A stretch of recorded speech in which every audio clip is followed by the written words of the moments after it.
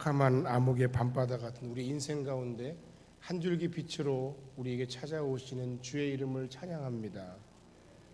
나의 실수와 연약함으로 나 자신조차도 나를 용서할 수 없는 그런 모든 우리의 죄악 가운데서도 나를 끝까지 포기하지 않고 사랑하시는 주님의 이름을 한 번 더 찬양합니다.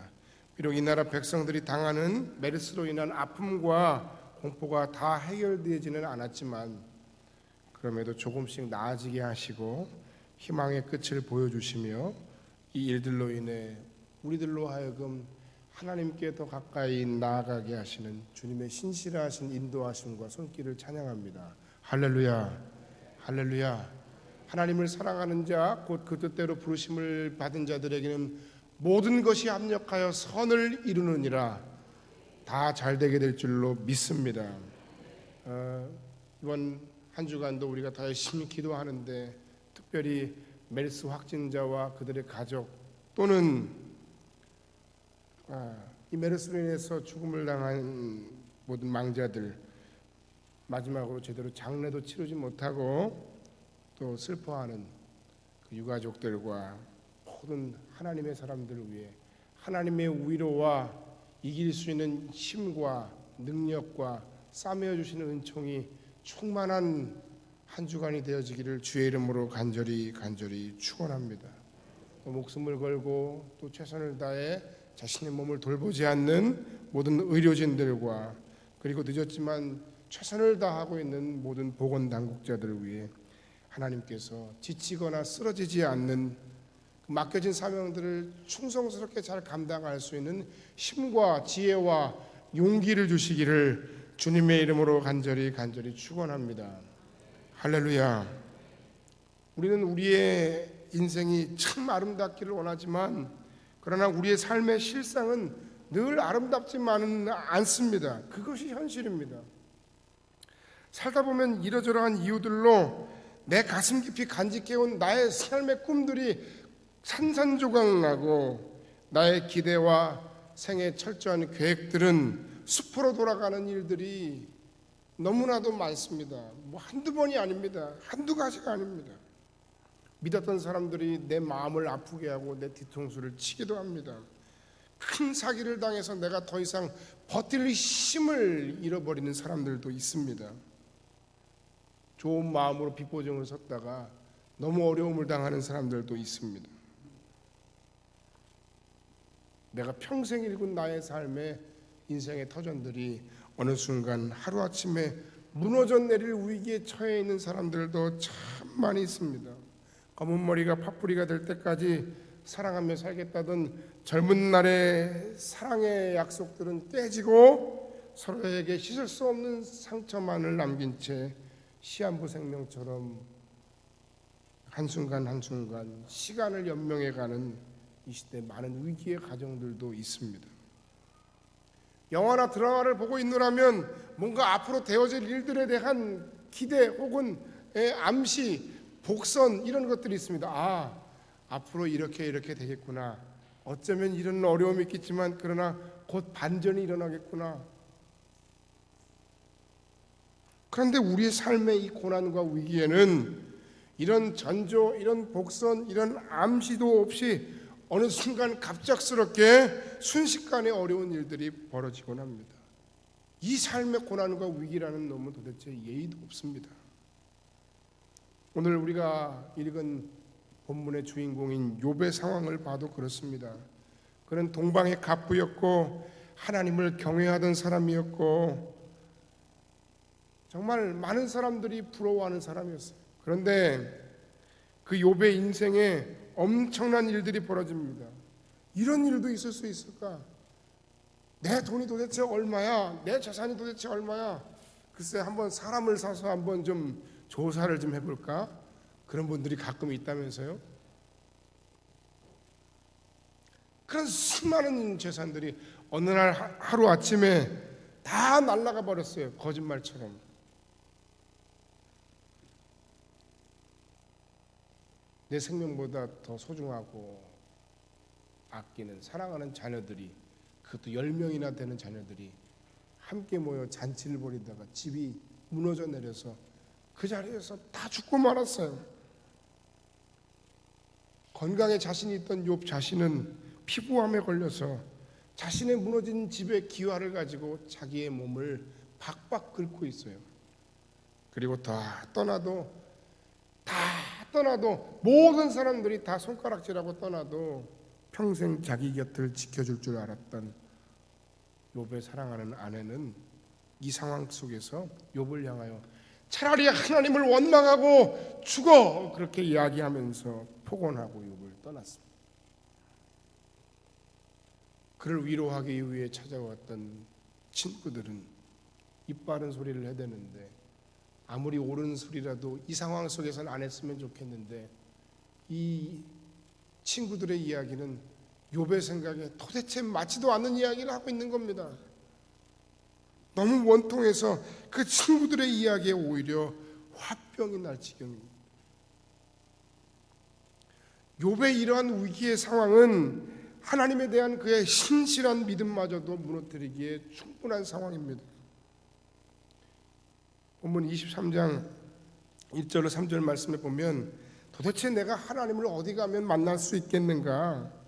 4절로 7절 말씀에 보면 어떻게 하면 내가 하나님과 대화하며 하나님의 이야기를 듣고 나의 이 원통한 사정을 말씀드릴 수 있겠는가? 그 앞에 가면 내 원통함이 풀어질 텐데. 그런데 하나님께서는 8절과 9절 말씀에 보면 도통 살아계신 하나님의 존재를 믿고 있는 그 욥이지만 하나님께서는 도통 그를 만나주시지를 않는 겁니다. 하나님께서는 그의 기도에 도대체가 응답을 하지 않으시는 것 같아요. 내 현재의 삶이 고통스럽고 모든 것이 끝나버린 것 같은 이런 삶의 위기 속에서 전혀 예상하지 못했던, 전혀 원하지 않았던 삶의 위기로 인해서 나의 깨어진 삶의 조각조각, 나의 깨어진 삶의 꿈을 붙들고 울고 있는 그에게 또는 울고 있는 우리에게 하나님은 오늘 무엇을 말씀하십니까? 오늘 이 아침에 믿음의 귀를 열어서 하나님의 음성에 귀 기울이는 복된 아침 되시기를 주님의 이름으로 간절히 축원합니다. 이 위기를 통해서 오는 어떤 시도가 있어요.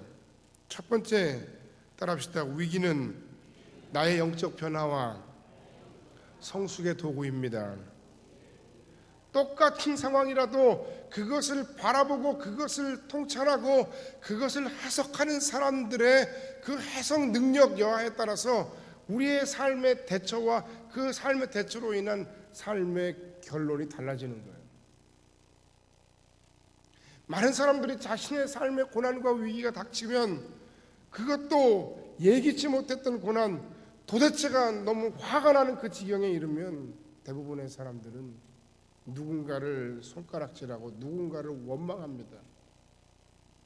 누구 때문이야? 누구 때문에 내 인생이 이렇게 됐어? 다른 사람을 원망하고 또 원망하다 못해서 그 다음에는 어떻게 됩니까? 그것도 하루 이틀이죠. 원망한들 뭐가 달라지겠습니까? 자신의 현재의 삶에 대해서 절망하고 또 낙심하고 또 절망합니다. 그러다가 그것도 부족하면 심지어 자기에게 주어진 모든 삶의 그동안의 꿈과 계획과 삶의 터전과 심지어는 자신의 생명까지도 포기하고자 하는 그런 삶의 지경에 이르게 되는 겁니다. 믿음 없는, 하나님이 없는 사람들의 위기 가운데의 삶의 대처 방식이에요.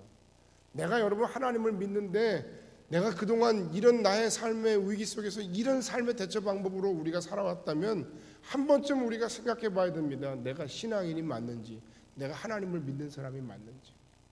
그래서 우리에게는 이 모든 세상을, 이 모든 삶의 고난과 위기를 제대로 바로 통찰하고 바라볼 수 있는 영적인 실력이 필요한 겁니다.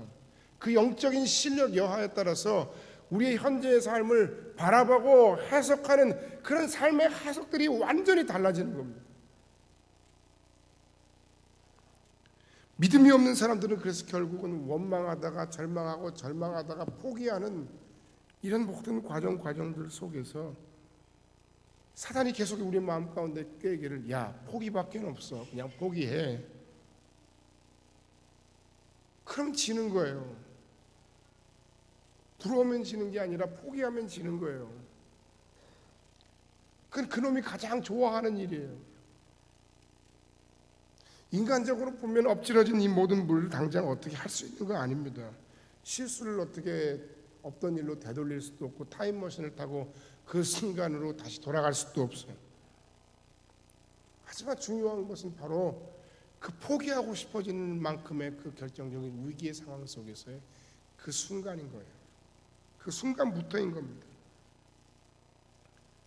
비록 그 모든 불행과 삶의 위기를 없던 일로 할 수는 없지만, 바로 그 비극의 한복판에서 우리는 진정 나를 사랑하시고 나의 삶을 붙들고 계시고, 그 모든 삶 속에서 이 모든 과정과 변화와 이 모든 위기 속에서 나를 더 변화시키시고 영적으로 성숙시키시려는 그 하나님을 만나게 되는 겁니다.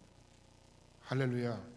세상의 사업가들도 보면 그분이 믿음이 있는 분인지 믿음이 없는 분인지 모르겠는데, 위기는 오히려 그 삶을, 자신의 부족함을 바꾸는 그런 결정적인 계기가 된다.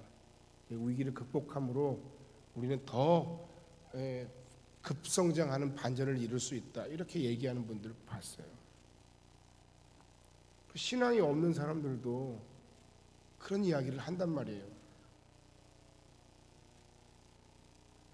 삶의 어떤 위기 속에서 여러분 포기하면 안 됩니다. 포기하고 주저앉으면 하나님이 우리에게 예비해 놓으신 놀라운 선물을 놓칩니다. 하나님 허락하시는 참된 변화의 역사를 놓치게 되는 겁니다. 사단이 계속해서 우리에게 말합니다. 포기해. 다 끝났어. 끝이야. 너는 너무 늦었어. 그러나 성령은 우리에게 말씀하십니다. 아직 끝나지 않았어. 이제 시작이야. 이 위기야말로 하나님이 지금부터 일하실 시간이야. 내가 하나님 앞에 더 가까이 친밀하게 나아갈 시간이야. 할렐루야. 영적 변화의 계기와 성장의 순간으로 이 모든 여러분의 삶의 위기를 만드시겠습니까? 아니면 원망하고 절망하고 포기하는, 사단이 기뻐하는 인생의 길로 나아가시겠습니까?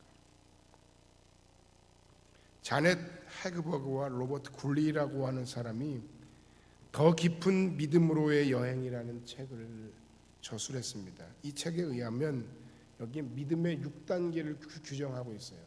우리의 신앙에도 6가지 단계가 있다는 거예요. 제1단계는 하나님을 진정으로 인식하는 단계인데, 그리스도를 처음 만나서 그 은혜가 자신에게 얼마나 절실한가를 깨닫고 하나님과의 관계를 처음으로 쌓아가는 단계라는 거예요. 소위 여러분 말하는 첫 은혜의 순간들이에요. 아, 이 하나님 은혜 없이 내가 어떻게 살지? 내가 그동안 어떻게 살았을까? 하고 은혜를 알아가는 단계예요. 두 번째 단계는 제자 훈련을 하는 단계로 하나님과 그리스도 예수의 제자로서 살아가는 삶의 방식을 배우고, 그리고 내가 가졌던 지난날의 모든 불신앙적인 요소들을 제거하고 하나님의 영광을 위해 살기로 결단하는 단계예요. 제3단계 믿음의 단계는 활동적인 삶의 단계로 하나님과 그분의 백성을 섬기는 단계예요. 내가 할 수 있는 일이 없을까? 그때는 뭘 해도 기뻐요. 뭘 해도 감사해요. 정말 에너지가 넘쳐요. 내가 뭔가를 해야 되는데 지금 내가 아무것도 안 하고 있는 이것이 너무 죄스러워요. 보통 우리가 믿음이라고 하면 여기까지 알고 있는 경우가 참 많아요. 그런데 그 다음에 믿음의 단계도 있다는 겁니다. 네 번째 단계는 내면으로의 여행이라고 규정해 놨는데, 이것이 무엇인가 하면 자신을 향한 하나님의 깊고도 넓은 사랑을 보다 많이 느끼는 단계예요. 그래서 내가 그동안 살면서 내 인생과 삶에서 겪어온 삶의 수많은 역경 가운데 다른 사람들이 내 마음에 상처낸 거, 부모가 내 마음에 상처낸 거, 사람들로 인해서 내가 너무너무 힘들었던 부분들, 내 인생과 삶에 해결되지 못한 수많은 삶의 문제들이 무엇으로? 예수 그리스도의 사랑으로 싸매지고 해결받고 치유받는 단계. 다섯 번째 단계는 외부로의 여행이라고 규정했어요. 이건 무엇인가 하면 전과 같이 똑같이 다른 사람들을 섬기는데 좀 다른 게 있다면 이건 뭐냐면 자신의 상황과 자신의 감정과 상관없이 늘 어떤 상황 속에서도 나는 혼자가 아니다. 주님은 늘 나와 함께 하시고 주님은 늘 나와 동행하시는 분이시다. 할렐루야. 이거를 교리적으로만 주의 영 그리스도 예수의 영 성령이 내 안에 계심으로 나는 주님과 함께 더불어 살아. 나는야 친구 대신 하나님과 푸른 초장 한없이 거리네. 그냥 입으로만 생각으로만 하는 것이 아니라 정말 매 순간 누구와 더불어? 주님과 더불어 걸어가고 주님과 더불어 상의하고 주님께 나의 모든 삶의 고난과 문제를 맡기고 나누고 고백하고 순종하는. 그러니 이런 사람들은 어떤 세상의 고난과 어떤 세상의 현재의 상황과 어떤 삶의 위기 속에서도 전혀 흔들릴 수가 없는 거예요. 주님이 꽉 붙들고 계시기 때문에, 주님의 손을 꽉 붙들고 살아가기 때문에 흔들림 없는 평안이 그 평안의 마음이 그를 붙들고 있는 겁니다. 불안할 틈이 없어요. 걱정할 이유가 없어요. 진정으로 주님과 동행하는 삶을 살기 때문에. 그리고 여섯 번째 단계가 있어요. 더 깊은 믿음으로의 여행이라는 책에 나온 내용들, 사랑으로 변화하는 단계인데, 이것은 그의 삶의 모든 상황과 사건, 심지어 책을 통해서 내가 그것에 대해서 볼지라도 좋은 일만 내 인생과 삶에 주어지는 것이 아니라 그 좋은 일은 좋은 일대로 나의 신앙과 삶을 영적으로 더 성장하게 하고 성숙하게 하고 더 모든 것을 사랑하게 하는 그런 도구가 되지만, 때로는 나를 힘들게 하고 나를 고통스럽게 하고 나를 아프게 하는 나의 삶의 모든 상황과 삶의 조건마저도 그것 안에서 오히려 그것을 긍정적으로 해석해내고 그것마저도 내 신앙과 삶의 영적인 성숙과 성장의 계기로 만들 수 있는, 모든 것을 긍정적으로 변화시킬 수 있는 힘을 얻게 되는 단계. 이것이 자넷 헤그버그와 로버트 굴리라고 하는 사람이 쓴 더 깊은 믿음으로의 여행이라는 책에 나온 믿음의 6단계. 이 6단계의 정의가 중요한 이유가 있다면 그것은 우리의 신앙에, 우리의 믿음에 영적인 변화의 단계가 있다는 사실. 그리고 그 다음은 고난을 통하지 않고서는 영적인 변화를 겪을 수 있는 사람은 아무도 없다는 것입니다. 내가 변화해야 할 어떤 특별한 이유가 없는데 왜 내 삶에, 내 심적인 내 내면에 혹은 다른 사람에 대한 나의 삶의 생각과 태도를 바꿔야 되겠습니까? 그 다 고난과 위기가 우리에게 주는 축복이라는 거예요. 그리고 그 모든 과정 속에서, 고난 속에서 우리는 하나님과 더 깊고 친밀한 관계로 가까워지고 발전되게 된다는 이야기를 하고 있는 겁니다. 오늘 우리나라 대한민국에, 그리고 우리 성금교회 여러분의 인생과 가정에, 여러분의 심령에 찾아온 삶의 수많은 시련과 역경과 위기가 오히려 당신의 삶의 신앙의 영적 변화와 성숙의 기회가 된다는 사실을 기억하고 이 기회를 놓치지 않는 여러분들이 다 받으시기를 주님의 이름으로 간절히 축원합니다. 할렐루야. 두 번째 따라합시다. 하나님은 위기 속에 있는 나를 찾아와 만나주시고 말씀하십니다. 할렐루야. 욥은 아까 말씀드린 것처럼 그토록 그 하나님을 찾았고 그토록 그 하나님을 만나고 싶었고 그토록 그 하나님과 대화하고 싶었는데 오늘 본문의 말씀 속에서는 하나님께서 그에게 한 말씀도 하시지 않을 뿐더러 단 한순간도 모습을 보이지 않는 것처럼 묘사했습니다. 그럼에도 여러분 본문 23장 10절 말씀 우리가 너무 잘 아는 말씀, 내가 가는 길을 그가 아시나니 그가 나를 단련하신 후에는 내가 순금같이 되어 나오리라. 할렐루야. 당장은 눈으로 볼 수 없는 분이고 그리고 당장은 내게 아무 말씀도 하지 않으시는 분 같지만 그러나 그 하나님은 지금도 일하시고 그 하나님은 지금도 그와 함께 하시며 그는 그분으로 인한 승리와 삶의 영적인 성숙을 확신하고 있습니다. 그리고 정말로 그의 믿음대로 하나님은 38장 이하에서 이제까지 침묵하셨던 그 하나님이 어느 순간에 한순간에 마치 폭풍같이 그의 모든 기도에 그의 모든 간구에 말씀하시고 응답하십니다. 그리고 그의 회개 이후에 욥기 42장의 말씀에 보면 그의 삶에 정말 그 이전과는 비교할 수 없는 갑절의 복을 그에게 허락하십니다.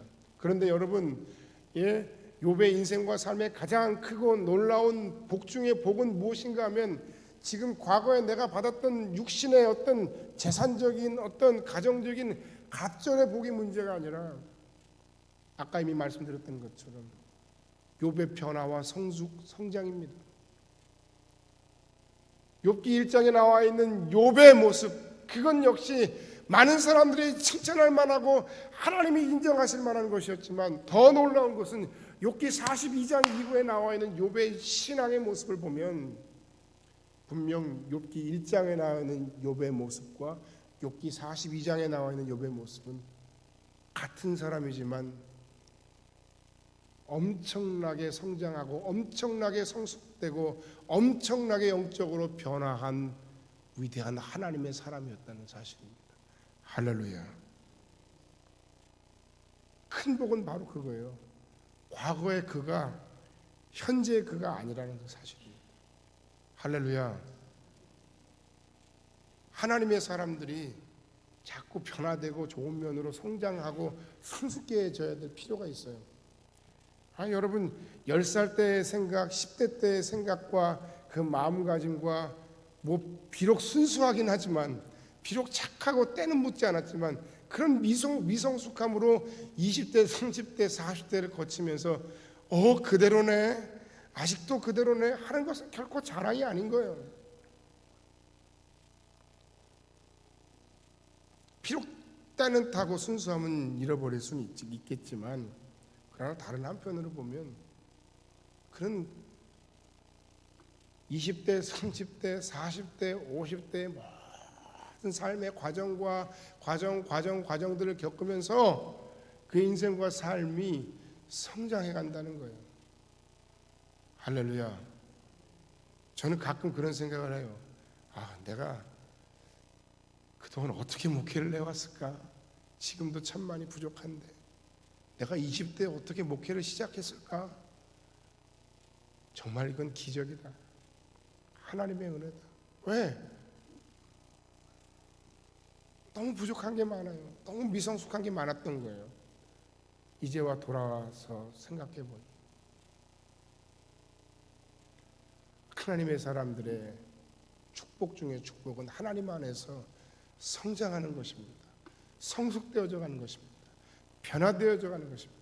그런데 놀라운 것은 이런 변화와 성숙의 과정 속에서 정말 우리가 놓치지 말아야 할 것은 무엇인가 하면 바로 그 나의 삶의 위기와 나의 삶의 고난을 통해 내가 이렇게 성장하고 내가 이렇게 성숙하게 되고 내가 이렇게 변화된다는 사실이고 바로 그 순간에 하나님은 여러분 곁에 하나님은 당신과 함께 계신다는 사실입니다.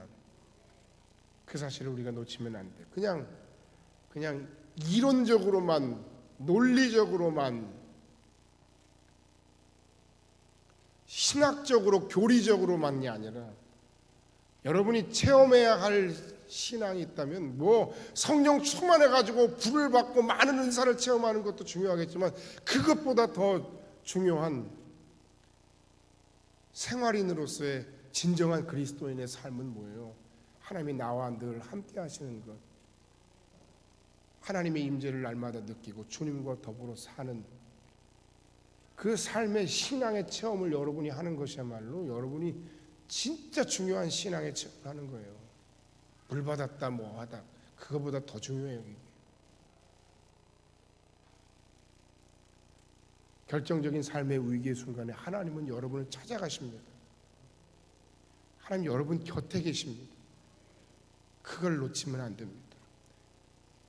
아브라함도 그의 삶의 가장 어려운 위기의 순간에 사랑하는 조카 롯이 떠나서 배은망덕하게 떠나서 괴로워할 때 하나님이 그를 찾아가셔서 말씀하시잖아요. 아브라함아, 너는 너의 눈을 들어 동서남북을 바라보라. 네가 바라보는 모든 땅을 너와 내 자손에게 줄 것이고 내 자손을 하늘의 별과 같이 바닷가의 모래같이. 중요한 건 뭐예요? 하나님이 찾아가 주셨다는 것이고 하나님이 말씀하셨다는 것이고 하나님이 아브라함의 편에 서서 아브라함을 위로하셨다는 사실이에요. 엘리야도 바울도 다 마찬가지예요.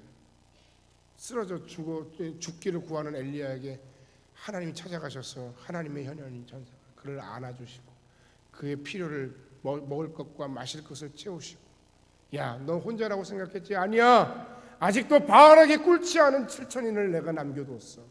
넌 혼자가 아니야. 말씀하시면서 그를 격려하고 그를 위로하시고 그에게 다시 사명을 일깨워 일으켜 세우셨다는 거예요. 할렐루야, 할렐루야.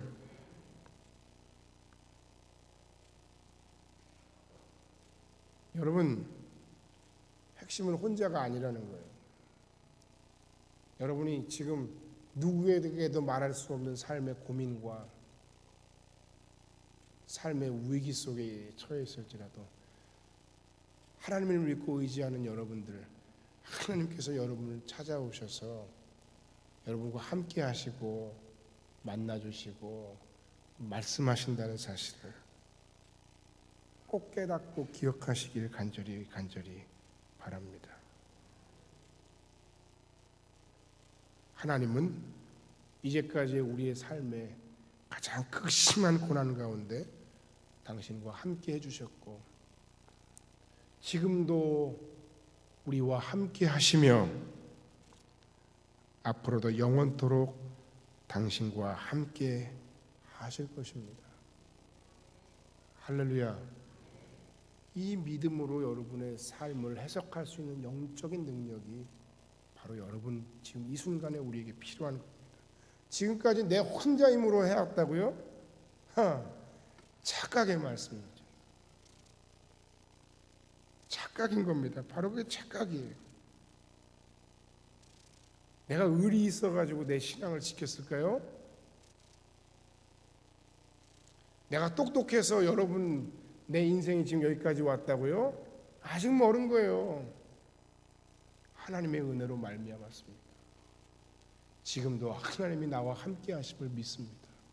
그리고 앞으로도 쭉 계속해서 하나님이 나의 인생과 삶을 붙드시고 나의 인생과 삶에 지혜 주시고 이기게 하시고 은혜 주시는 것이야말로 내가 앞으로 승리할 수 있는 진정한 승리의 이유이며 나의 삶의 소망이며 유일한 가능성임을 고백하는 여러분들이 다 되시기를 주의 이름으로 간절히 축원합니다.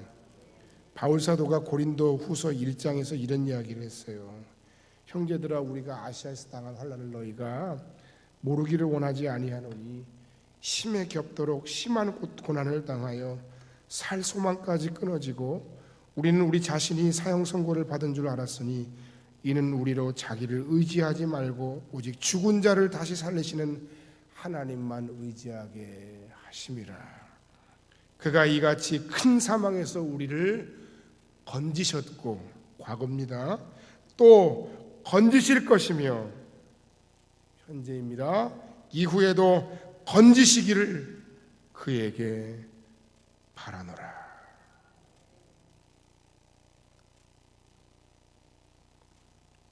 하나님은 우리에게 찾아와 우리를 만나주시고 우리와 함께 하시며, 하나님 삶의 위기 속에 찾아오신 그 사랑의 주님은 우리에게 말씀하십니다. 위로하며 말씀하십니다. 변화를 위한 결단을 촉구하며 말씀하십니다. 스페인에 십자가의 성 요한이라는 분이 있었는데, 이분은 7가지 영적 더러움에 대해서 말씀했어요. 그 7가지 영적 더러움이 뭐냐? 교만, 탐욕, 사치, 분노, 폭식, 영적 질투, 게으름. 이 7가지가 바로 우리가 하나님 앞에서 저지른 영적인 추악함, 더러움, 죄다. 이것이 하나님과의 깊은 관계를 가로막는 영적인 장애물이다. 이런 이야기를 했는데, 하나님과의 친밀감을, 하나님과 가까워지는 것을 방해하는 여러분의 삶의 영적인 장애물들은 무엇입니까? 오늘 찾아오시는 주님, 말씀하시는 주님, 위로하시는 주님, 변화를 촉구하시는 그 주님 앞에 결단하고, 내가 주님 할 수 있을까요? 고백할 때 하나님 또 우리에게 말씀하십니다. 내게 능력 주시는 자 안에서 내가 모든 것을 할 수 있느니라. 찾아오시며 말씀하시는 그 주님을 만나고 그 음성을 들음으로 여러분의 삶의 위기 속에서 이 주님으로 인하여 새로운 삶의 승리를 소망하고 다시 일어나 믿음으로 전진하는 여러분들이 되시기를 주의 이름으로 간절히 축원합니다. 결론의 말씀을 드리고 마칩니다. 여러분, 메르스 때문에 참 두렵죠? 그것 말고도 여러분의 삶에 여러분이 갑작스럽게 맞는 여러 가지 위기와 어려움들이 있을 겁니다. 어떤 선택을 하시겠습니까? 원망하고 절망하고 포기하는 사단의 방법입니까? 불신앙의 방법입니까? 두려움과 불안에 떠는 것입니까? 이 위기를 하나님의 은혜를 경험하는 믿음의 시간으로 삼는 여러분들이 되시길 주의 이름으로 간절히 축원합니다. 절대로 심심해서 생기는 일들이 아니에요. 한번 변화를 좀 줘볼까? 한번 좀 뒤집어 엎어놓을까? 그게 아니에요. 이 모든 기회를 꼭 여러분의 영적 성숙과 변화의 기회로 선용하시고 이 시기에 주님과 함께 동행하는, 그분은 당신이 그분을 구주로 고백하고 영접한 이후에 단 한 순간도 당신 곁을 떠나신 적이 없어요. 지금도 그분은 당신과 함께 계시고 앞으로도 당신의 삶을 붙들고 계십니다. 주님과 동행하는 그 사실을 확신하고 주님께서 내게 말씀하신 그 말씀과 기도 속에서 그 주님의 음성에 귀를 기울이고 그 말씀을 힘입어 승리하는 여러분들 되시기를 주의 이름으로 간절히 축원합니다. 위기의 진정한 본질을 깨닫고 하나님의 음성을 힘입어 승리하는 여러분의 삶에 모든 어둠의 권세는 물러가고 하나님의 선한 역사와 영적인 성숙과 그리고 축복의 말씀들이 넘쳐나는, 기쁨과 감사가 넘쳐나는 삶이 되시기를 주의 이름으로 간절히 축원합니다. 기도하겠습니다.